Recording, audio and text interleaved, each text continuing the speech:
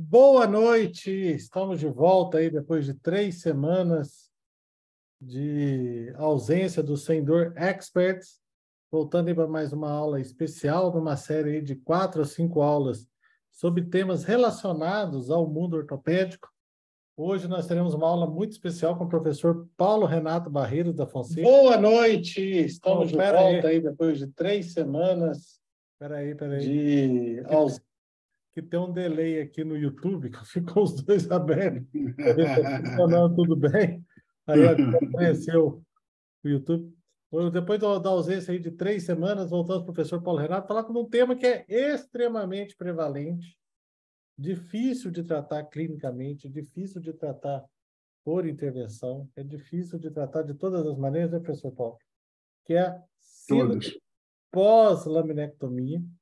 Para quem não conhece o tema ainda, é o nome que se dá, né, a Failed Back Surgery Syndrome, ou seja, que é a falha do tratamento cirúrgico, né, ou, na maioria das vezes, da artrodese de coluna lombar, que leva a quadros de dores muitas vezes piores do que o paciente tinha antes do processo cirúrgico. A síndrome pós-laminectomia, junto, por exemplo, com a neuralgia pós-herpética, casos refratários de neuralgia do trigêmeo, síndrome complexa regional, né? São os maiores desafios, né, que a gente tem aí no mundo da dor. Talvez o professor Paulo Renato queira incluir outro aí, mas acho que estou falando no mundo da dor crônica. É difícil você ter desafios pior que síndrome pós-laminectomia, neuralgia pós-herpética e síndrome dolorosa complexa regional, seja tipo 1, tipo 2, tanto faz, e a síndrome pós-laminectomia está dentro dela. O Sem Dor Expert, chegamos aqui na nossa 31ª aula, então estamos ainda para a reta final desse projeto, né, que seriam 40 aulas gratuitas para todo o Brasil, falando sobre medicina da dor para médicos e profissionais não médicos de todo o país, né? Esse programa ele é realizado pelo SIMPEM através do Instituto PEN Brasil, né, e do projeto Caminho Sem Dor, e patrocinado pelo Laboratório Cristália, que é impossível qualquer projeto existir sem o apoio fundamental da indústria farmacêutica, pois se gasta muito tempo, recurso, estrutura e muitas outras coisas que a gente faz para manter um projeto dessa envergadura em pé. Agora nós teremos aí uma sessão, né, de as aulas 31, 32, 33, 34 e 35 serão de temas ortopédicos. Só não vou apresentar aqui hoje, porque a gente ainda está no ajuste de agenda de professores para a lista. E depois as aulas 36, 37, 38, 39 serão de temas do clínico geral, né? Como que se aborda? Serão aulas para o clínico, né? Serão aulas para o médico não especialista em dor, de temas gerais da medicina da dor.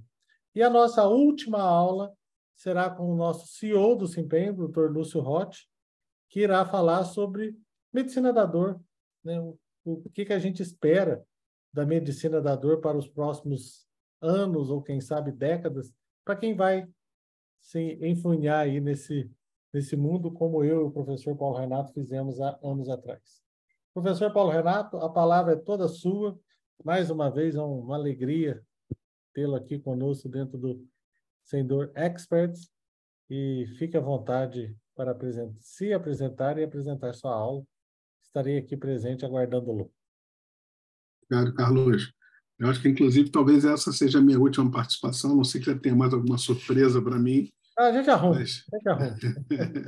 mas o projeto é espetacular, é um projeto que faz parte, na minha opinião, da coisa mais difícil que nós temos dentro do mundo da dor, que é a educação em dor. Nós estamos nessa fase da educação em dor, e a educação em dor é que vai fazer a diferença para nós como agentes de saúde e também, especialmente, para os nossos pacientes. Então, a educação em dor vem não só de educação técnica, né, sobre doenças e tratamentos, mas principalmente falando sobre os doentes, ou seja, os pacientes que têm dor, e que precisam ser tratados, eles que são o foco da nossa atenção, né? Então, muito obrigado mais uma vez, Carlos. Vou aqui começar compartilhando a minha tela.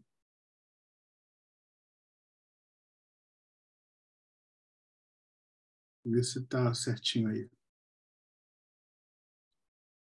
Está certinho a tela?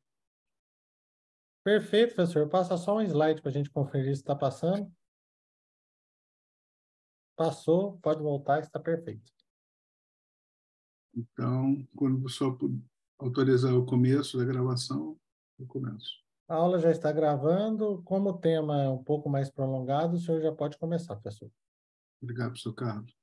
A gente tem aquela tradição de começar às 8h10 em ponto, né? Eu sei que o senhor Mas é preciosista hoje a nisso, né? gente sabe que a aula é um pouco maior, então vamos começar aí 5 minutos antes, porque esses Tá 5 minutos ótimo. vão fazer diferença no final do dia. Eu já sou figura conhecida aqui no Pain Experts, né? Obrigado mais uma vez, Carlos, pelo convite, né? Eu sei que está aí coordenando os convites à programação científica de todos os professores, todo o conteúdo. Eu sou Paulo Renato, sou médico anestesista, eu trabalho focado na dor há muitos anos, não faço mais anestesia também há muitos anos, então eu vou falar muito para vocês aqui sobre o que de fato eu faço, né? Tanto eu quanto o professor Carlos Marcelo, nós temos uma história junto da Sociedade Brasileira para Estudar Dor, que é um capítulo da Sociedade Mundial, a IASP, e eu, como ex-presidente, o Carlos Marcelo como presidente eleito, começando seu mandato ano que vem, a gente tem como obrigação societária trazer as informações que a IASP nos recomenda para a comemoração de cada ano, como dando foco, como dando atenção a um determinado tema. E em 2021, nós tivemos um ano global de atenção à dor nas costas, né? Back pain. E dentro do que eu vou falar hoje, que é a síndrome pós-laminectomia, as dores nas costas fazem parte, né? Então, esse nome vem da tradução do Failed Back Surgery Syndrome, síndrome da falência da cirurgia das costas, né, digamos assim, que é um termo muito complicado, né? Em espanhol, o pessoal usa coluna falida mesmo como nome, né, dessa síndrome, e a gente não, né? A gente usa um nome chamado síndrome pós-laminectomia, ou seja, após uma laminectomia. E aí eu contextualizo dizendo que isso é um nome ruim, né? Porque ela é caracterizada por uma dor crônica que acontece após uma cirurgia de coluna lombar, e não necessariamente uma laminectomia. Até porque esse nome foi descrito numa época em que as cirurgias quase que obrigatoriamente tinham laminectomias. Hoje, você tem instrumentações de coluna que não precisam efetivamente das laminectomias, né? Em alguns casos especiais, não cabe aqui a gente ser tão específico, né?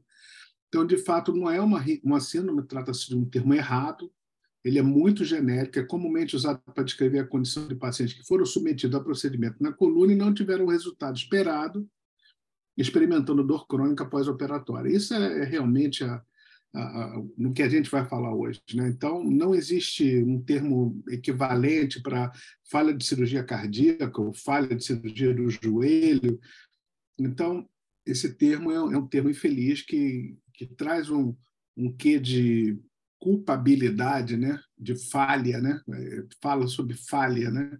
E não é efetivamente uma falha da cirurgia. Nós vamos falar um pouco mais sobre isso, né? O que acontece é que em até 40% dos pacientes que têm cirurgias na coluna lombar, eu vou ser um pouco mais específico, podem ter dor de longo prazo. É mais comum em procedimentos que visam as doenças dos discos intervertebrais e são menos comuns naqueles pacientes que apresentam processo de estenose, tanto de canal quanto foraminal, e reduz também um pouco em relação à sua prevalência quando os procedimentos são feitos com menos agressão, de menor monta, inclusive com procedimentos endoscópicos. Então, as principais causas da manutenção da dor, ou seja, dessa sensação de que a coisa não funcionou tanto quanto eu esperava, né? A minha expectativa com melhora não foi atingida, eu queria ter ficado melhor, a minha expectativa é de eu ter ficado curado.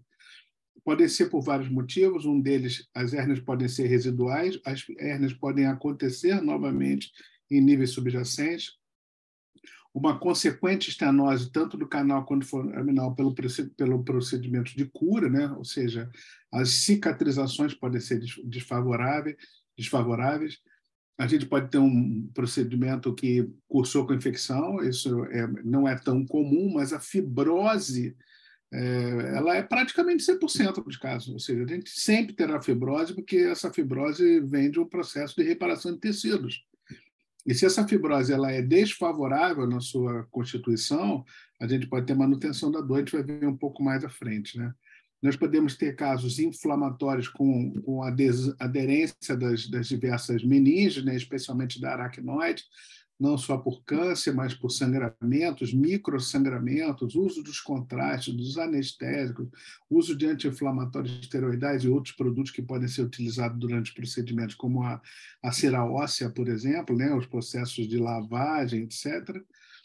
Mas, de um modo geral, o que a gente vai encontrar nessas síndromes tão refratárias é que haverá algum tipo de lesão nervosa, ou seja, um componente neuropático fica bem evidente, né? Não só um componente nociceptivo, mecânico, estrutural, né? Nesse modelo biomecânico. A gente também tem um componente neuropático, geralmente não tão difícil de ser identificado, mas entenda que quando a gente fala sobre coluna lombar, a própria ASP define lombalgia como uma doença também disfuncional, uma doença nociplástica, ou seja, uma que tem hipersensibilidade sensorial e que existe uma perda das vias moduladoras, e esse paciente terá, então, uma dor chamada disfuncional hipersensibilidade sensorial. Então, em relação ao componente neuropático, a gente pode ter laceração de estrutura nervosa, tração, lesão térmica, processos compressivos crônicos, inclusive pela fibrose, pode ter osteófitos pós-operatórios, né? Não só de geração de processos inflamatórios como as osteoartrites, mas osteófitos residuais do próprio procedimento, mas a fibrose é o carro-chefe, né? Então, o que acontece? Nós temos um aumento da pressão sobre uma raiz nervosa, que comumente vai dar uma dor de padrão radicular, uma dor para o membro, se for na coluna lombar, uma dor para a perna. Haverá algum grau de mobilidade alterada, especialmente quando existe uma artrodese associada, ou seja, a diminuição da mobilidade, ou uma alteração da mobilidade das facetas, com algum grau de instabilidade, até mesmo de pseudartrose. E nesses pacientes que a gente sempre, vou mostrar um pouco mais à frente, a prevalência de doenças da emoção, doenças emocionais, doenças com CID psiquiátrico, como a depressão, a ansiedade, a insônia, ou tudo isso misturado ao mesmo tempo, que é quase um sinônimo de paciente de dor crônica. E a gente hoje não deixa de pensar, não deixa de considerar que a lesão muscular, a lesão dos fáscias, né, a ruptura dos fáscias, a síntese dos fáscias após a abertura cirúrgica, podem fazer muita diferença, assim como quadros infecciosos de baixa virulência, como o Propionibacterium acne, podem não só gerar processos degenerativos do disco com formação de sinais de Modic tipo 1, mas também de processos crônicos de dor, ou seja, após uma cirurgia, o ligamento amarelo, que é geralmente aberto e ele é frequentemente parcialmente retirado, ele pode hipertrofiar e gerar um segundo processo de estenose, como a gente está vendo na imagem. Os fatores predisponentes para que essa ocorrência aconteça com uma prevalência maior são desordens sistêmicas, especialmente os diabéticos, pacientes que têm doenças autoimunes reumatológicas e os pacientes vasculopatas, não esquecendo que o tabagista ele é um vasculopata por definição, porque o tabagismo induz resistência à calcitonina, interfere no metabolismo ósseo, reduz a atividade osteoblástica, ou seja, a atividade de cura, né, de reparação de tecidos. Existe a presença da vasculopatia relacionada ao fumo e aumenta a predisposição para infecções e também a morbimortalidade transoperatória. Pacientes fumantes têm um pré, um peri e um pós-operatório mais difícil. Pacientes obesos que têm meta-inflamação crônica são pacientes propensos a ter um mau resultado numa cirurgia de coluna, ou a pior das doenças, que é o ganho secundário trabalhista, esse a gente não consegue tratar, não está dentro da nossa alçada, não está dentro do nosso alcance trabalhar, são causas sociais. fatores psicológicos prévios, especialmente pacientes que já têm um quadro depressivo, que já são melancólicos, que têm dificuldade de relação intersocial, de adesão ao tratamento, quadros de desnutrição. Desnutrição não é fome, desnutrição também é vitamina D baixa, é processo inflamatório crônico, é ácido úrico alto, é glicemia alta, é hemoglobina glicada alta. Isso é um quadro de desnutrição, nutrição equivocada, não necessariamente não é fome. Então, a coisa da desnutrição, esse nome vem de uma ideia de carência nutricional, e não é adequação nutricional, né? Então, não esqueça que as doenças reumáticas, em especial a artrite reumatoide, a espondilite anquilosante e a doença de Paget, agravam muito o pós-operatório de procedimentos de coluna. Em relação ao ato cirúrgico, pode ser considerada essa doença como cirurgias realizadas sem indicação técnica adequada, ou seja, o erro não foi na performance do cirurgião em relação à cirurgia proposta, mas sim ao motivo que gerou aquela cirurgia, ou seja, o diagnóstico pode estar equivocado, consequentemente o tratamento será inadequado, né? Ou então que a cirurgia não teve tecnicamente o resultado desejado, ou foi incompleta, apresentou complicações durante o ato relacionadas ao desempenho. Todo mundo sabe que medicina não é uma ciência exata, não se pode ter 100% de certeza dos resultados. É como uma pessoa que faz um bolo, faz sempre o mesmo bolo de várias vezes e, eventualmente, esse bolo, entre aspas, desanda. É aquele nome que se dá para o imprevisível, para o que a gente não consegue alcançar. Então, a cirurgia pode acontecer com complicações que não dependem exclusivamente da perícia cirúrgica e também em relação à dedicação ao capricho na realização do procedimento. São situações muito, muito subjetivas. Então, a degeneração das articulações sacroiliacas ela acontece em até 75% dos pacientes após 5 anos da fusão lombar. Então, se esse paciente apresenta um quadro de lombalgia de longo prazo, ele é atribuído a uma falha da cirurgia de coluna, mas a gente já sabe que quando a gente solda, quando a gente fixa a coluna lombar, em que os pivôs e as rotações são limitadas, tanto os níveis subjacentes acima quanto abaixo, eles serão degenerados com o tempo, porque eles vão aumentar a necessidade da sua mobilização devido a ter segmentos mais fixos, né, ou completamente fixos.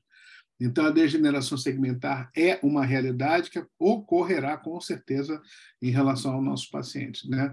Nós consideramos também que esse modelo biomecânico não é exclusivo, ou seja, a gente tem um processo inflamatório relacionado a essa cirurgia, a gente consegue ver isso com o aumento do TNF-alfa, as novas medicações que vêm ao encontro do tratamento da síndrome pós-laminectomia estão vindo como imunobiológicos moduladores do fator de necrose tumoral alfa, o TNF-alfa, que está expresso de uma magnitude superior em pacientes que têm hérnias, abaulamentos, protusões, roturas discais, síndromes facetárias, estenose canal foraminal. Ou seja, já existe um processo inflamatório crônico e isso pode justificar a não melhora desse nosso paciente. Então, se a causa principal de dor for inflamatória, a cirurgia pode agravar o caso e predispor ao surgimento de Feyerbeck Surgery Syndrome. Outras causas prováveis que, certamente, nós temos uma gama de pessoas participando dessa aula que vão pensar em vários cenários, inclusive os cenários disfuncionais, sistêmicos, que não têm diretamente uma causa relacionada à cirurgia, como é a disfunção do músculo diafragma, como são as disfunções relacionadas aos fáscias, as disfunções do diafragma levadas pelas disfunções do fáscia, ou seja, existem muitas causas que não são propriamente diretamente relacionada à cirurgia, e a gente gostaria de saber se existe algum teste, alguma maneira de prever que esse paciente não vai evoluir bem, que ele não vai caminhar bem, e o QST, o Quantitative Sensorial Test, foi testado nesses pacientes para saber se eles já são predispostos, se eles são pacientes já sensibilizados, se existe alguma maneira de aferir a predisposição para que esses doentes desenvolvam isso, e infelizmente isso não foi demonstrado até o momento. Um outro cenário também que nós imaginamos, que é depois da cirurgia instalada, as nossas perspectivas de tratamento deverão ser multidisciplinares, ou seja, não temos uma fórmula clara, um movimento padrão de tratamento para esses pacientes. Essa é a grande dificuldade que o professor Carlos Marcelo sinalizou logo que a gente começou a falar. E quando a gente pensa nesta doença, a gente entende que as causas de padrão emocional neste tipo de paciente deve ser muito levado em consideração pelos cirurgiões antes de indicar a cirurgia. Paciente que tem indicação cirúrgica, que tem uma patologia predisposta ao tratamento cirúrgico, mas tem um perfil emocional desfavorável, eles devem ser tratados com muito critério na indicação desse tratamento. O equilíbrio emocional deve ser antes do procedimento cirúrgico. Esse paciente precisa passar pela equipe de saúde mental para poder dizer se esse paciente é ou não é candidato. Ou seja, vamos olhar para o paciente. Não vamos tratar, não vamos operar a ressonância nuclear magnética. Não vamos operar um guideline dizendo que esse paciente tem que fazer artrodésio, haja vista que existe tal situação clínica. Então, vamos olhar para o paciente, que vai ser melhor para as equipes, para o nosso paciente. Vou, então, contextualizar o que acontece do ponto de vista social em relação a essa causa. O paciente ele é demandante de alívio, né? Ele diz que o cirurgião não correspondeu às demandas, ele diz que ele ia ficar sem dor, que ele ia ficar curado. Então, o cirurgião se sente fortemente responsável por remediar, por não ter alcançado o resultado esperado, ou seja, a expectativa do paciente. Então, nessa situação, o cirurgião pode dizer assim, não, minha cirurgia foi desempenhada de forma perfeita, eu não tenho nada a fazer com você. Trevas, o paciente fica desesperado porque ele entende que está tudo perfeito e não há uma causa cirúrgica para contextualizar e para receber tratamento. Por outro lado, o cirurgião que quer interceder, ou seja, que ele entende que ele pode ajudar, apesar de ter convicção de que a cirurgia foi desempenhada da melhor maneira possível, ele se vê numa incapacidade muito grande de oferecer opções. Então, é comum se oferecer medicamentos que podem trazer problemas, porque todos se sentem lesados, né? A família, o paciente, a saúde suplementar, o SUS, seja quem for, isso predispõe a litígios. Medicamentos neurotrópicos são oferecidos para esse paciente, especialmente os opioides, levando a problemas muito sérios. Ou seja, o que eu quero dizer com isso é que, apesar de tudo que a gente faça, o prognóstico dessa doença é ruim. É um alto custo muito grande os tratamentos conservadores, né? Ou seja, a fisioterapia de qualidade, ela demanda um custo financeiro para o paciente, que não só pagando, mas também deixando de trabalhar pela a sua mobilização, de ir até o local do centro de reabilitação, ou seja, é muito complicado, e aí o cirurgião se vê persuadido a desempenhar uma nova intervenção, como ele tivesse a obrigação de fazer uma segunda intervenção, porque é percebido em que a primeira não foi funcionante, que a primeira não foi legal. Então, a probabilidade de retorno ao trabalho e os ganhos financeiros obtidos com a incapacidade desse paciente torna um ganho secundário trabalhista, isso é um desincentivo à recuperação. Hoje mesmo, você vê um paciente que tem dor na coluna, que você faz um procedimento na coluna, seja ele maior ou menor, ele já diz, doutor Paulo, eu não tenho direito a comprar um carro com desconto, porque eu tenho problema de coluna. Ou seja, existe um incentivo social para que esse paciente não se recupere de fato, porque para ele talvez a recuperação seja pior do que se manter num tratamento em que vise a melhora clínica. Então, isso é uma notória complicação da cirurgia de coluna lombar, isso pode trazer resultados com dor crônica e invalidez, né? Entendendo todo o cenário complexo da dor crônica. As consequências, então, são desastrosas, tanto emocionalmente quanto financeiramente. Isso continua sendo um desafio dentro das cirurgias que o Dr. Carlos citou, das doenças que o Dr. Carlos citou no início da nossa palestra: Feyerbeck, Sjögren's, síndrome pós-laminectomia, síndrome complexa regional, dores orofaciais refratárias, cefaleias e migrâneas refratárias, lombalgias refratárias. Seja, são doenças que são um desafio, são doenças que são caracteristicamente encaminhadas para as equipes de dor crônica, e esses são os nossos pacientes. Nossos pacientes são difíceis, com diagnósticos difíceis, com tratamentos difíceis de longo prazo, com alto custo financeiro, alto custo emocional, alto custo social. Então, será sempre um grande desafio. Então, os procedimentos minimamente agressivos e endoscópicos podem ser uma alternativa mais segura antes da gente fazer cirurgias mais cruentas, né? Em relação ao tratamento, a fisioterapia e reabilitação, ela praticamente precede e sucede os tratamentos das equipes de dor crônica, né? Então, esses pacientes vêm em algum processo de reabilitação prévio, vão para um processo de reabilitação, e quando se fala em reabilitação, se pensa muito na reabilitação física, né? Se pensa muito em fisioterapia, é o que o pessoal pensa, logo pergunta se pode fazer pilates, pode fazer RPG, você pode caminhar na praia, pode fazer hidroginástica, são as perguntas que são perguntadas praticamente em 100% dos pacientes de dor crônica, né? Mas eu chamo a atenção sobre a reabilitação emocional, a reabilitação do pilar do tratamento da dor crônica, que é a reabilitação emocional, não só física, né? Então, outros procedimentos de baixo impacto, como quiropraxia, osteopatia, são muito bem-vindos. Dispositivos de microcorrente, como os TENS, por exemplo, que podem ser comprados pelo paciente para uso, os bloqueios às injeções epidurais, as adesiólises, que eu vou falar um pouco mais à frente, que é a liberação das aderências, de tanto que eu falei no início, né? Todos os medicamentos estão eleitos praticamente para tratamento dessa doença, o que faz com que não haja nada de primeira linha, nada que seja mais importante, sempre deixando os opioides para depois, né?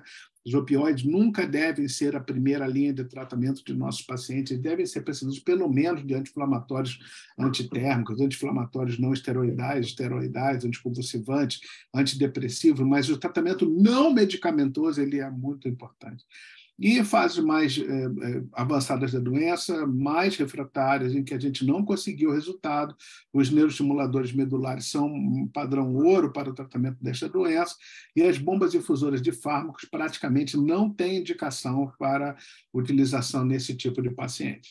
Então, quando nós falamos sobre a principal causa de dor, as aderências peridurais elas são muito comuns, eu vou falar um pouquinho sobre elas especificamente com vocês. A ideia de uma epiduroplastia, ou seja, soltar as aderências do espaço epidural, foi desenvolvida pelo professor Gabor Hax, um médico brilhante, vivo ainda nos dias de hoje, um húngaro que se formou na Inglaterra e fez carreira no Texas Tech University, em Lubbock, no Texas, né? um dos Pelés, dos Garrinchas, um dos mestres, né? da medicina da dor intervencionista no mundo. O professor Hax ele fala a respeito dessa lise de aderências que não vem apenas ocorrendo em pacientes que operaram, né?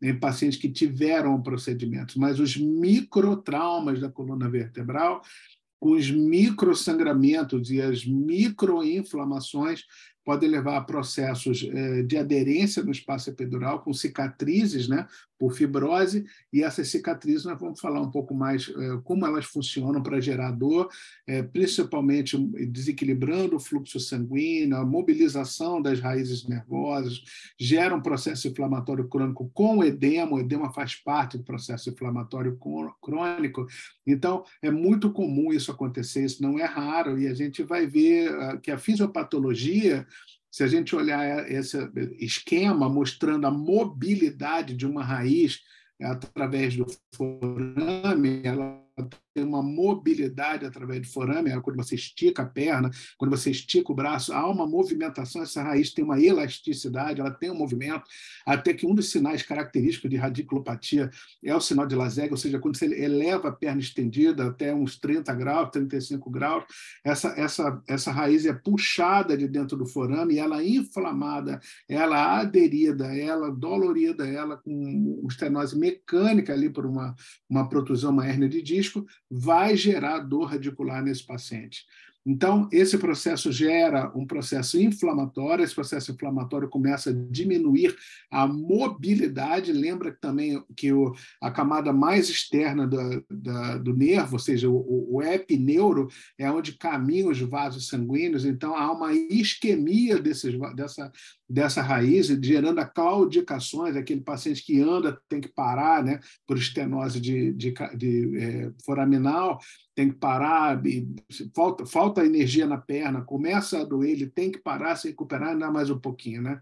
Então, existem claudicações que são de padrão vascular, claudicações que são de padrão neurológico, então a gente pode falar isso num momento mais adiante. Mas, em relação a essa fibrose, veja que a fibrose ela pode ser uma fibrose menos densa, é uma fibrose menos velha, mais nova, mais recente, que ela traz um prejuízo menor ao paciente, ou nenhum prejuízo, faz parte de um processo da vida mesmo de cicatrização, ou fibroses muito fortes, muito aderidas, muito agressivas, muito isquemiantes, do epineuro, com diminuição enorme da mobilidade, esses vão realmente ser cicatrizes muito doídas e pacientes que vão ter necessidade de tratamento, de procedimento. Então, essa fibrose peridural está presente em até 65% dos pós-operatórios, mas apenas uma pequena quantidade é vista na ressonância magnética, ou seja, a ressonância não é a última palavra para a identificação das fibroses pós-operatórias. E fibrose pós-operatória presente, sinal de normalidade. Fibrose pós-operatória identificada, seja por imagem, seja pelo exame físico, eu vou mostrar mais à frente, e tem uma relevância clínica, ela precisa ser tratada. Então, não é a imagem que você trata, mais uma vez, não é a doença, você trata o doente, você trata o paciente. Então, esse é o professor Gabor Haks, eu tive a honra de ser treinado com ele, meu primeiro Cadaver Lab, há 20 anos atrás, lá em Lubbock, no Texas. Foi o primeiro Cadaver Lab que eu fiz fora do Brasil com o professor Gabor Haks, e aqui com ele, no Singular, em Campinas, no ano de 2013, que ele esteve no Brasil há 10 anos atrás, já teve várias vezes no Brasil depois disso, mas eu estava presente num Cadaver Lab que ele fez com modelo suíno, para treinamento do implante, do tratamento através do catéter de Haks. Então, essas são as principais indicações do uso do catéter, e sendo a primeira indicação a sino pós-laminectomia.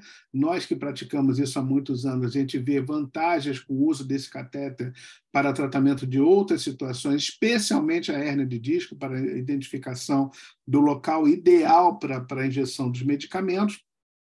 Mas o que está escrito na bula do produto é que ela foi desenvolvida para a fibrose epidural. Então, nós temos 3 maneiras de introduzir o catéter: no hiato sacral, através do forame intervertebral, ou entre as lâminas, no atendimento interlaminar, mas o hiato sacral realmente é o grande protagonista na passagem desses catéteres, ficando o acesso transforaminal restrito à coluna cervical, praticamente. Então, no hiato sacral, no passado, a punção da caudal, como nós fazemos na anestesiologia, ela é guiada apenas por referências anatômicas, né? A anatomia radiológica não era disponível nos centros cirúrgicos. Hoje a gente não acredita que isso possa ser feito apenas pela anatomia, então nós fazemos esse procedimento guiado por radiografia, guiado por ultrassonografia, guiado pelos 2 métodos, tanto radiografia quanto ultrassonografia, e eventualmente, não é minha prática, mas também pode ser feito guiado por tomografia computadorizada. Esses procedimentos raramente são feitos de forma isolada, eles são feitos em conjunto de procedimentos, né, com bloqueios, adesiólises, radiofrequências, o que vai dar um resultado baseado, uma medicina baseada em resultado, né, não uma medicina baseada em evidência com procedimentos únicos, né? Vamos fazer procedimentos facetários à direita, vamos passar um catéter. Não, geralmente a gente faz um monte de coisa ao mesmo tempo, bloqueia o DRG, DL2, bloqueia a faceta, passa um catéter, faz uma caudal, faz transforaminal, isso é que dá resultado, trata o miofascial, é isso que dá resultado no paciente. Então, a punção é feita através do hiato sacral, como vocês estão vendo nesse diagrama, então, mostrando ali o saco dural terminando mais ou menos entre S2 e S3 eventualmente. então a gente tem segurança de funcionar no hiato sacral sem fazer um procedimento com lesão do saco dural. Então, essa é uma imagem tomográfica mostrando o hiato sacral, tanto no perfil quanto no AP, aqui entre os dois cornículos, que não sei se estão vendo o cursor da minha tela, mas aqui seria o hiato sacral no perfil e aqui o hiato sacral no AP, mostrando que essa punção não é difícil. A palpação desses dois cornículos, que é o déficit de fusão de S5, e a gente entra aqui no forame de S4, né, melhor dizendo, no hiato sacral em S4, é feito desta forma. Então, a gente punciona com anestesia local, sedação, guiado por radiografia, ultrassom, tudo junto ao mesmo tempo agora, e a gente consegue, através desta punção, injetar contraste. E esse contraste vai nos dar essa imagem que vocês estão vendo aqui na tela, demonstrada, que é um epidurograma, ou seja, uma epidurografia. Nós injetamos no espaço epidural, é diferente de uma mielografia, que é injetada no espaço subaracnoide diretamente no líquor. Então, nós injetamos no canal sacral. Então, isso é um epidurograma do canal sacral, que pode se estender, inclusive, mais acima, mostrando um epidurograma do canal vertebral a nível lombar. Então, essa é a nossa imagem no AP, aquela imagem anterior era a imagem no perfil, essa é a imagem característica, normal, que é a imagem de pinheirinho de Natal, né? Parece uma árvorezinha de pinheiro de Natal, com as raizezinhas representando os seus galinhos. Então, isso pode ser feito também no espaço cervical, ou seja, não no hiato sacral, nós fazemos mais acima, a abordagem é interlaminar, e nós passamos esse catéter através da mesma técnica que nós fazemos uma peridural convencional a nível sacral. Então, essa é uma imagem que nós temos aqui da agulha dentro do canal sacral. Essa agulha de característica amarelinha, de cobertura amarelinha, ela é uma mistura de uma agulha de tuí com um gelco, é uma agulha bem específica que a gente tinha no Brasil no passado. Hoje, atualmente, nós temos essa agulha de baixo, no centro, que é a agulha de coudé. Coudé significa cotovelo em francês, porque ela é acotovelada, e o grande diferencial dessa agulha, além de ser acotovelada, é que ela tem um mandril arredondado de silicone que permite que a gente gire essa agulha dentro do forame, dentro do espaço vertebral, através de uma abordagem interlaminar, etc., sem machucar a dura mater, sem cortar a dura mater. É um bisel protegido através do estilete, e esse estilete é atraumático e ele é feito de silicone. Então, as características do catéter em si, né, ele é um catéter que, na verdade, parece uma mola revestida, uma mola de aço, é feito de aço inoxidável, ela tem uma ponta flexível, uma ponta atraumática, ela não colapsa, ela resiste à dobra, ela aparece no raio-x, ela, inclusive, pode ser utilizada para injeção de neurolítico como fenol, como álcool, como glicerol. Então, quando nós olhamos a imagem aqui das opções do catéter, vocês veem claramente que ela é uma mola revestida, melhor dizendo. Ela tem uma ponta atraumática, tá vendo? Essa ponta navega dentro do canal sem machucar as estruturas nervosas, e ela tem um espaço entre essa mola, que ela é estendida, que ela é espaçada na sua espiral, permitindo que a gente faça injeções. Então, ela não tem orifícios como os catéteres têm normalmente para injeções para determinados lados, mas aqui sim ela se dispersa como um todo através desse espaço disponibilizado pela diminuição das espirais dessa mola, que é o nosso catéter de Rax. Então, existem muitos modelos para várias indicações, é uma coisa muito técnica, a gente não precisa abordar essas características de todos os catéteres, e existem outros dispositivos que fazem um procedimento como esse, que apresenta uma possibilidade de serem guiados, ou seja, eles têm movimento. O catéter de Rax, ele não tem um movimento. O movimento é feito através da nossa mão, através do nosso giro em relação a esse catéter, pelo seu torque, né? Quando eu giro o catéter que eu falei, ele gira lá dentro. Mas existem agora novos dispositivos que estão praticamente todos construídos pela indústria coreana, mostrando dispositivos que têm movimentos, não só o movimento da mão do intervencionista, mas movimento no catéter. Um deles é o catéter de Sunread, que faz movimentos unilaterais, vou mostrar um pouco mais à frente. O Sunread Plus ele passa a ter movimentos bilaterais, ou seja, ele faz um movimento parecido com um limpador de para-brisa, E o catéter Sandcox é apenas uma variação do catéter de Haxter, um modelo comercial dessa empresa que tem exatamente as mesmas características do catéter anterior que eu mostrei para vocês. Vou mostrar depois também o catéter de Willer, mas esse primeiro catéter que foi desenvolvido pela Sunread, ele faz esse movimento que vocês estão vendo aqui, unidirecional.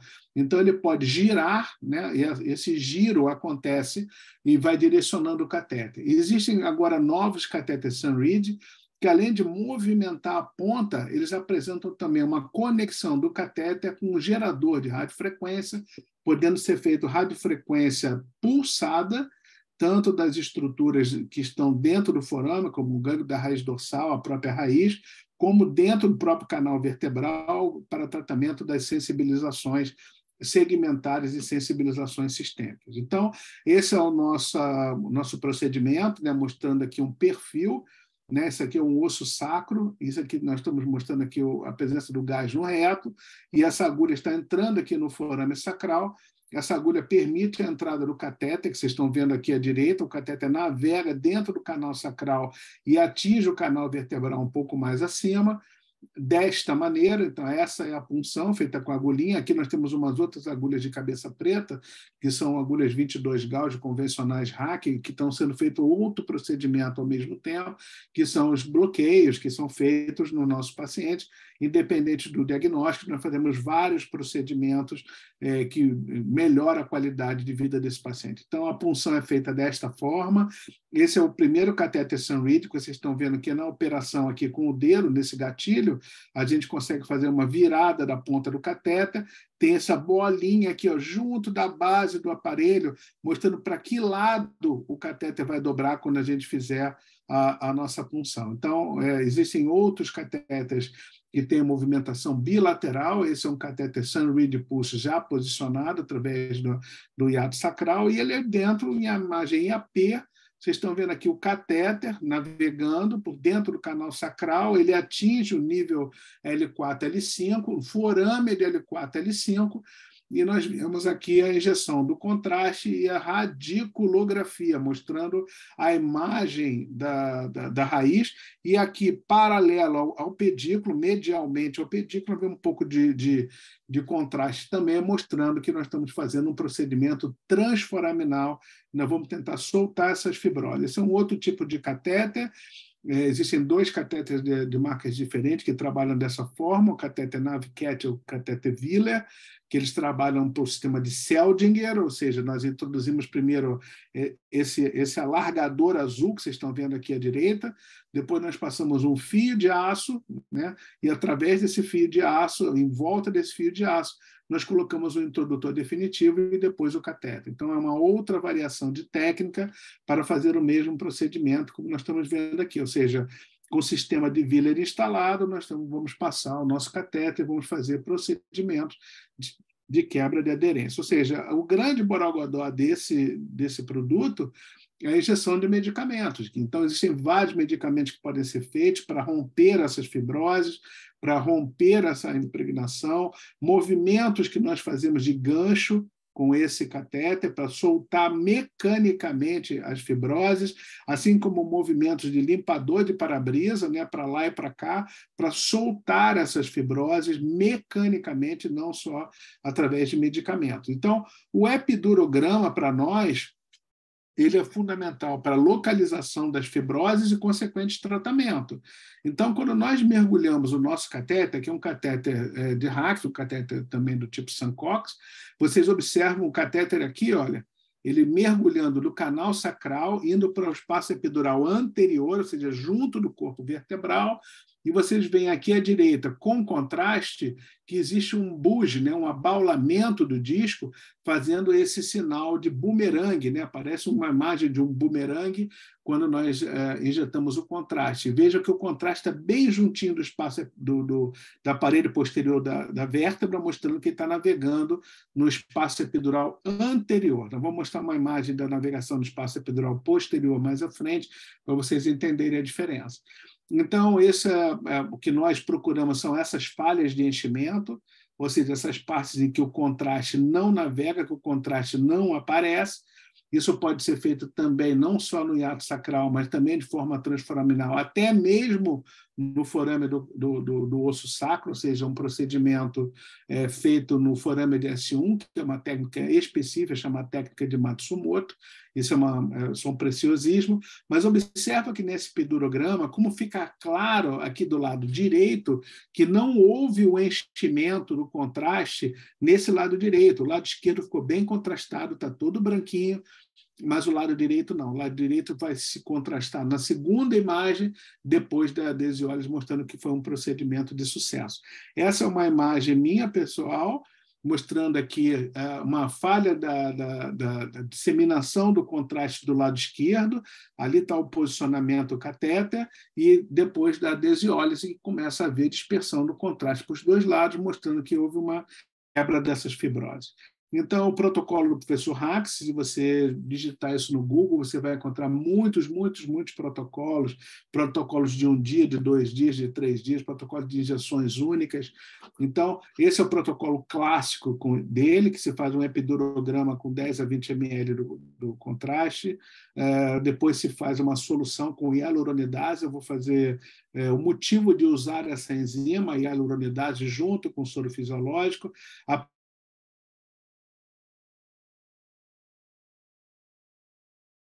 adesiólise sem dor, né? E se faz um delay de 30 minutos para a roupa vai cair na 0,2% até uma latência muito longa, e depois se injeta cloreto de sódio a 10%. O cloreto de sódio a 10%, para quem já trabalhou com ressuscitação, com medicina de emergência, ele tem uma capacidade osmótica gigante de atrair produtos, estruturas que têm água, né? Ou seja, trazer a água ao seu encontro pela sua capacidade colóide osmótica, e faz com isso que aumenta o volume desse cloreto de sódio, e esse aumento de volume é que vai rompendo as aderências, ou seja, é um tratamento feito pelo líquido. O líquido é que faz o trabalho e não o catéter, diferentemente daqueles catéteres que têm movimento, que também tem uma ação mecânica. Então, o procedimento pode ser único, ele pode ser repetido várias vezes, o catéter pode ficar implantado no doente sob regime de internação, existem muitos protocolos. Então, a hialuronidase, para que serve a hialuronidase? A hialuronidase, na realidade, ela quebra esse novelado do ácido hialurônico, que faz parte da fibrose. Então, há uma dissolução parcial dessa fibrose temporariamente, o que permite uma diminuição muito grande das resistências impostas aos tecidos por causa dessa fibrose mais densa. Então, o trabalho que nós teremos com a adesiólise será poupada através do uso dessa enzima. Então, nós fazemos vários tipos de procedimentos associados. Além do catéter, estamos fazendo aqui uma radiofrequência do gânglio da raiz dorsal de L2 para a dor discogênica. E existe como localizar qual é o nosso alvo, né? O que é importante tratar é a ressonância, não é o paciente.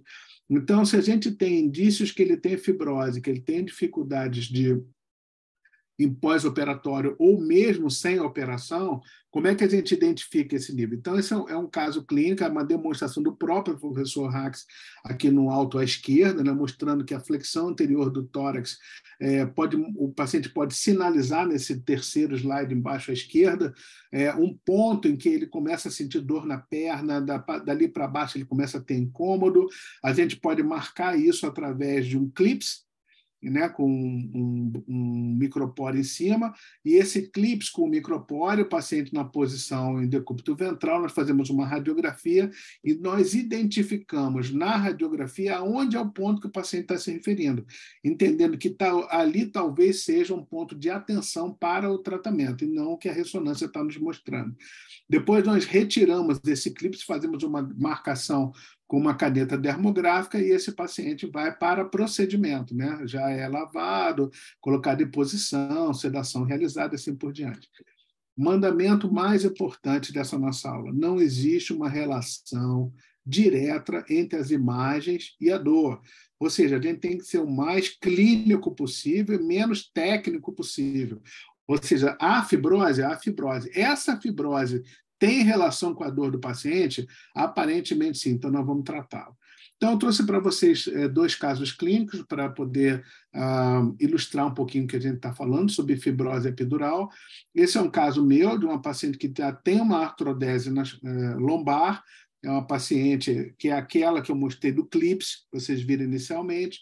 Então, aqui eu estou mostrando para vocês que eu estou fazendo um bloqueio transforaminal. Isso aqui é uma agulha. A agulha está entrando no forame, né, muito delicadamente, com muito cuidado. Ela já tem uma fusão vertebral, né, uma síntese, e ela tem uma artrodese intervertebral, melhor dizendo. Então, vocês observam aqui que eu estou entrando com a agulha em visão em túnel, né, como um sniper, né, entrando ali dentro do forame. Nessa imagem em oblíquo. Nessa imagem em AP, aquela agulhinha que eu estou mostrando para vocês aqui à esquerda é essa agulhinha aqui da direita, ó. Então, ela está entrando aqui debaixo do parafuso, o parafuso está no pedículo, então é um acesso abaixo do pedículo, no forame intervertebral, na emergência da raiz. Qual é o próximo passo? O próximo passo nosso é injetar contraste. Então, quando a gente injeta contraste já no perfil e a gente observa que existe um stop, olha lá, o contraste está dispersando apenas para cima, parece que tem um corte dali para baixo, não passa nada.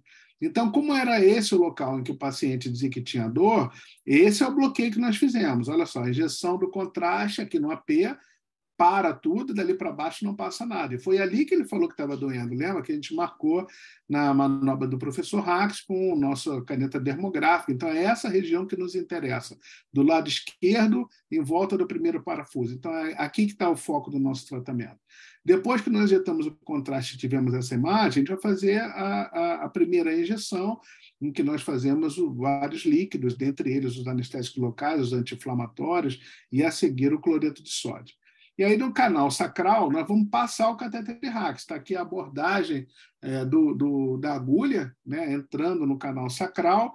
A seguir, nós fazemos uma injeção de contraste. Vocês estão vendo aqui, inclusive, o extravasamento do canal sacral, mostrando a raiz nascendo dentro do forame do osso sacro. Essa é a imagem no AP, daquele epidurograma anterior que vocês viram, mostrando que a gente tem um stop, não só lá de cima para baixo, como de baixo para cima também. Ou seja, temos uma região toda à esquerda a ser tratada. Mas, Paulo, tem uma região à direita toda também que não está preenchendo? Sim, mas não fez parte da queixa do paciente. Então, nós não devemos tratar fibroses que são assintomáticas, fibroses que não têm relevância clínica, não se trata a ressonância, nem a tomografia, nem a radiografia, nem o epidurograma. O que a gente trata são as relações de dor com as imagens e com os procedimentos dinâmicos que nós vamos mostrar aqui à frente. Então, qual é o próximo passo? Tentar passar o catéter, né? Então, a gente tenta passar o catéter para lá, para cá, entra, sai, ele dobra, ele volta, até que a gente consegue uma imagem que a gente considera adequada, com ele mais próxima da região que deve ser tratada, e a gente, feliz agora com essa imagem aqui, ó, mais à esquerda, exatamente naquela região de fibrose, nós vamos começar a fazer o tratamento e vamos ver o que vai acontecer. Então, esse é o novo epidurograma, você está injetando contraste novo, mostrando a fibrose, e a gente vê que tem um stop entre o primeiro e o segundo parafuso do lado esquerdo, exatamente como a gente tinha anterior. E parece que não aconteceu nada diferente depois da nossa desiólise, né? Isso no AP. Agora, vamos mostrar esse paciente em perfil. Olha a diferença. Em perfil, nessa primeira imagem, a gente vê claramente o stop naquele local, na altura do segundo parafuso, neste ponto.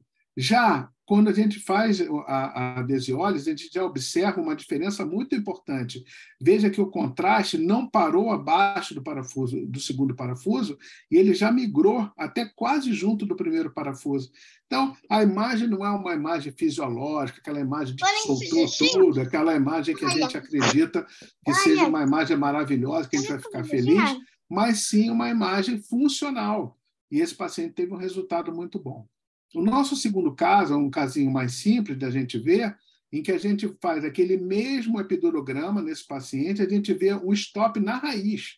Essa é uma raiz que ela está presa, que o contraste não está passando em volta, e à medida que nós vamos fazendo a desiólise, começa a passar contraste em volta dessa raiz.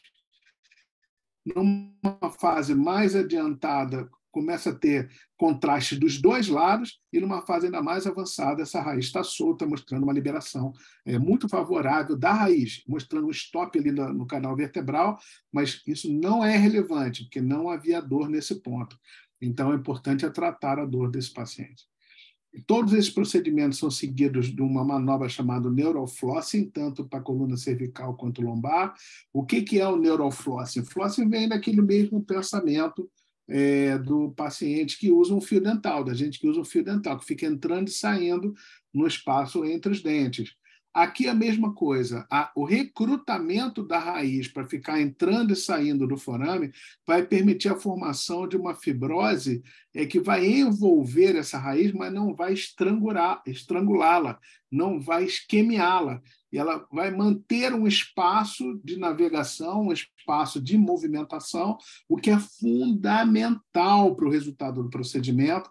Então, a reabilitação é mandatória, isso é uma coisa que a gente induz aqueles familiares que amam o paciente, a esposa, marido, filhos, etc., a instigar, a manter, a estimular o paciente a fazer essa manobra dezenas de vezes ao dia para a gente ter um bom resultado. Quais são as complicações que eu posso descrever? Essa primeira complicação é a formação de uma grande equimose, de um hematoma, é uma imagem de literatura, não é uma imagem minha pessoal, as outras duas são. Vocês vão ver aqui à direita um acidente vascular. É muito comum a gente injetar o contraste, em vez de fazer um epidurograma, fazer um desenho da árvore vascular. No segundo, a radiografia, esse contraste desaparece. E aqui é a imagem mais interessante, que é essa imagem do centro. É uma mistura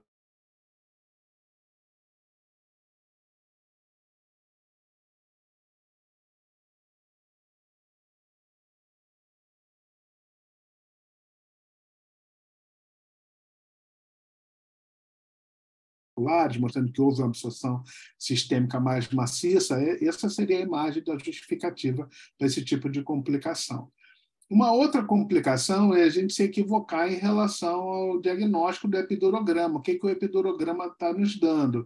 Então, aqui tem um epidurograma, supostamente um epidurograma, que a gente, quando olha esse epidurograma no perfil, a gente vai ver que essa migração desse contraste não está adequada, não está favorável. Observa que existe uma massa de contraste que está navegando fora do canal vertebral.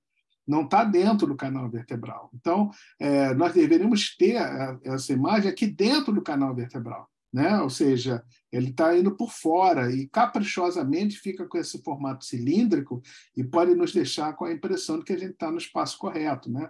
Esse paciente ainda teve procedimentos com contraste feito nos discos, tem discografia ainda, ou seja, isso vai nos complicar na nossa dedução sobre o procedimento. Aqui, com contraste positivo e negativo, imagem positiva e negativa, mostrando que realmente isso não está dentro do canal vertebral e vai suscitar erros. Eu tive um caso de infecção, eu tenho documentado mais de 300 casos de passagem de catéteres de SRAX, de SUNRIDs, ao longo da minha carreira. Foi a única infecção que eu tive, foi uma infecção superficial. Essa foi tratada apenas topicamente, né? Ou seja, uma infecção de pele, houve cicatrização completa, sem maiores prejuízos. Uma outra complicação que a gente deve ter, eu ainda, graças a Deus, não tive, mas são casos que eu trago para vocês de colegas que tiveram, são necroses da pele, né, por causa do uso de corticoide, ou seja, não esqueçam de lavar suas agulhas, de esvaziar o conteúdo das agulhas para que esse corticoide não gere manchas na pele, né, que são de pouca relevância geralmente para os homens, mas para as mulheres podem ser muito significativamente vistas como uma coisa muito desagradável, muito inaceitável, manchas na pele nessa região, assim como necroses variadas pela presença do corticoide e hipopigmentação da pele através do corticoide. Essa é uma imagem minha pessoal. Para quem nunca viu uma imagem como essa, isso chama-se livedo reticular. O livedo reticular é o cozimento das partes moles do paciente que tem dor e utiliza compressas e bolsas de água quente de forma muito alta, temperatura muito alta, muito comum, levando a esse sofrimento, esse cozimento da pele, chama-se livedo reticular. Ou seja, essa pele é propensa a complicações. essa pele ela é machucada, o celular subcutâneo também está machucado. Então, muito cuidado na hora de realizar procedimentos nesses pacientes, porque eles são possíveis de terem complicações mais severas, porque eles não têm a pele normal. Então, os nossos níveis de evidência ainda são relativamente baixos para procedimentos variados, de 1 a 3 dias, podem ser feitos até várias vezes no mesmo ano. Então, as evidências suportam em revisões sistemáticas que a gente pode ter uma melhora funcional temporária desses pacientes, ou seja, o que nós fazemos como procedimento é para melhorar a qualidade de vida e melhorar a possibilidade desse paciente ir para onde, de fato, ele vai ter benefício de longo prazo, que é a reabilitação emocional e reabilitação física. Esse binômio deve ser o meu recado final para vocês que estão me ouvindo. Então, muito obrigado pela oportunidade de estar falando aqui sobre essa técnica de adesiólise para tratamento da síndrome pós-laminectomia. Muito obrigado.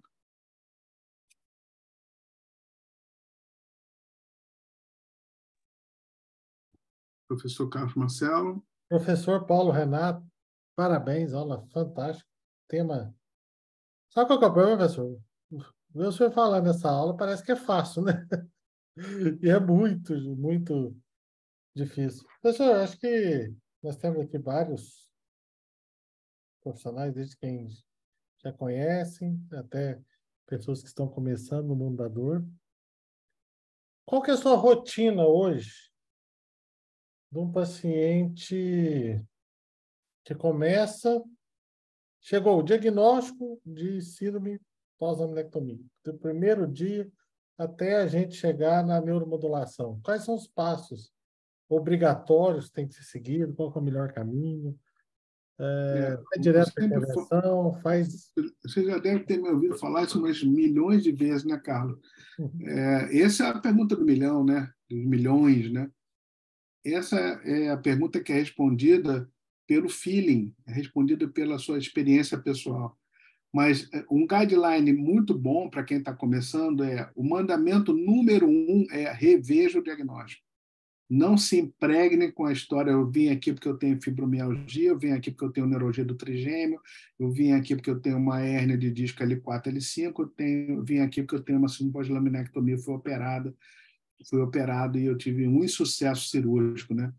Então, não se impregne com essa informação. Você pode ter um paciente que operou a coluna, ele tem um miofacial do quadrado lombar, ele tem uma disfunção do músculo ipsoas, ele tem uma dependência química a medicamentos, ele tem um cenário que tem que ser olhado e você tenta esquecer um pouco do que já foi dito, tenta esquecer um pouco para você não ficar influenciado por diagnósticos e por tratamentos prévios.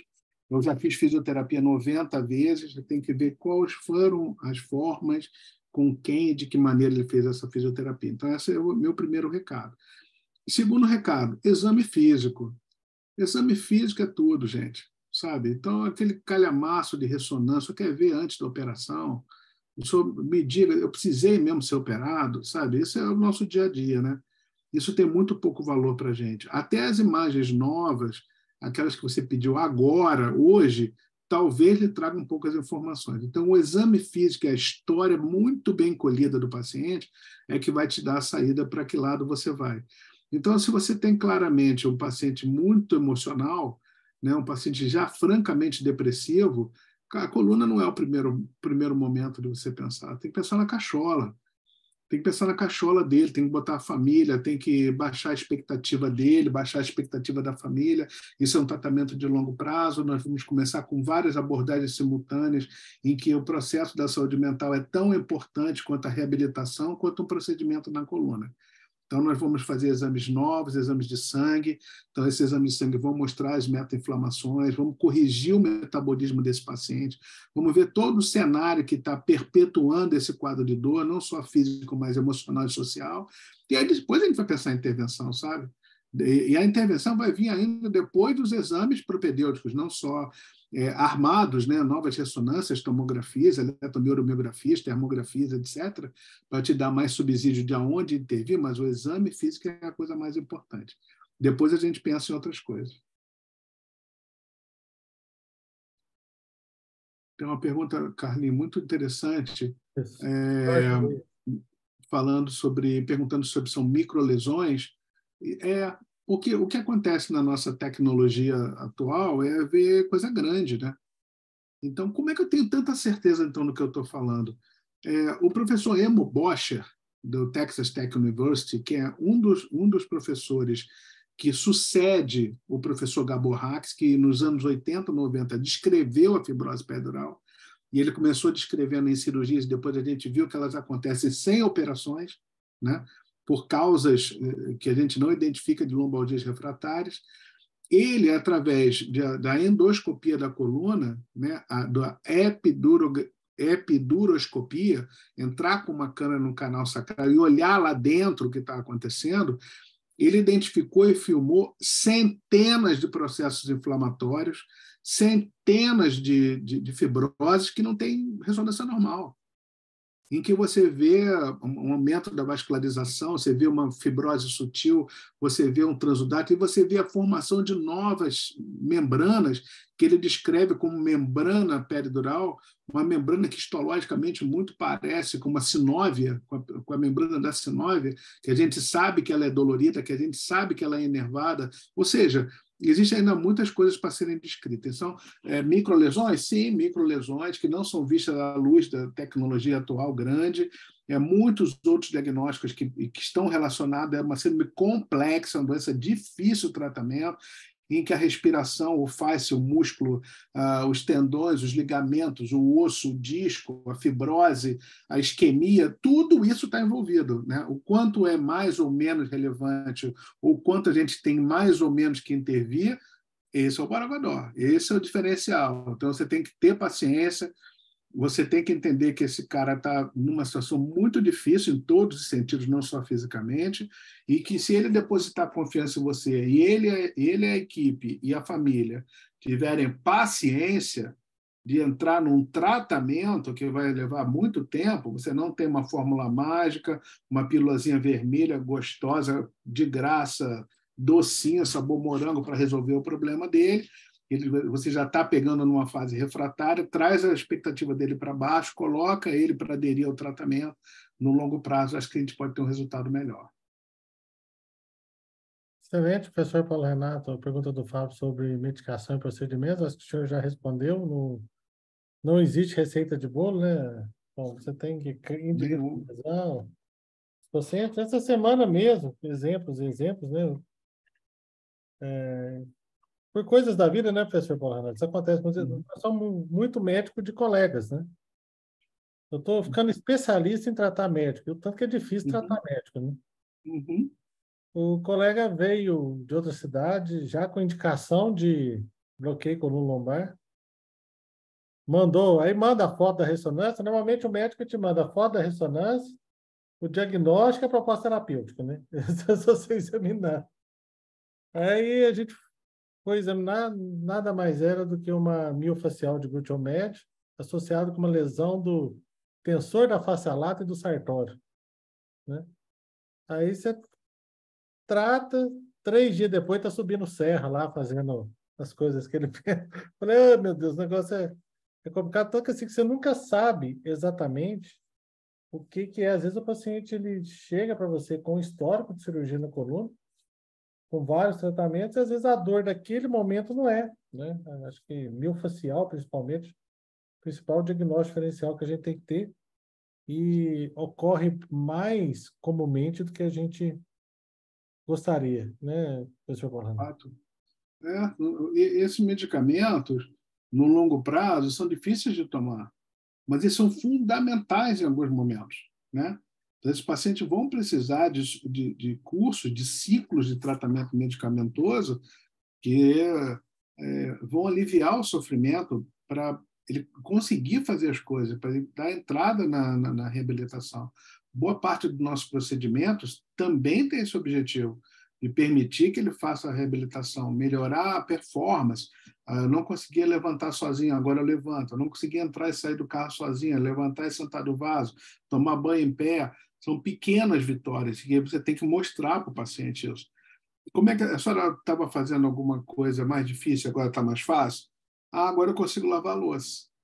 Então, lavar a louça, assim, dentro de uma expectativa humana, Cara, não é uma coisa que a gente tem ambição. Ah, meu sonho é lavar louça. Não tem isso, né? Ninguém tem esse sonho. Mas quando você não consegue lavar louça é um baita de um sonho, né? É uma baita realização, é uma baita melhora funcional. E aí você tem que sinalizar isso para o paciente. Então, agora só está contribuindo com a família, né? Só está podendo ajudar nos deveres de casa, as tarefas de casa. Ah, doutor Paulo, coisa que eu não gosto é ficar dependendo das minhas filhas. Então, se eu puder ajudar uma coisinha, olha só o que você tem que impulsionar, o que você tem que dar energia. Naquilo que ela percebeu que ela melhorou funcionalmente. Não uma escala de 9 virou 8, 7 virou 6,5, sabe? Esses pacientes que fazem essas escalas. Então, isso é muito difícil de interpretar. Então, leva para o lado funcional, procura as informações da funcionalidade muito mais do que descritores numéricos de dor. Exatamente. Então, professor, já estamos aí com o tempo. Agradecer Vossa Excelência mais uma vez, agradecer o Laboratório Cristália pelo apoio. Nós temos alguém do Cristália aí hoje? Estamos por aqui, Dr. Carlos Marcelo Roncon, tudo bem? Oi, Rocon. Boa noite, como é que você está? Boa noite, bem, graças a Deus. Depois de um tempo, estamos juntos de novo, né? Isso, agora a fase derradeira do nosso projeto. Quem sabe ano que vem a Pois gente faz uma segunda edição, né? Depois a gente conversa. é. Pois é.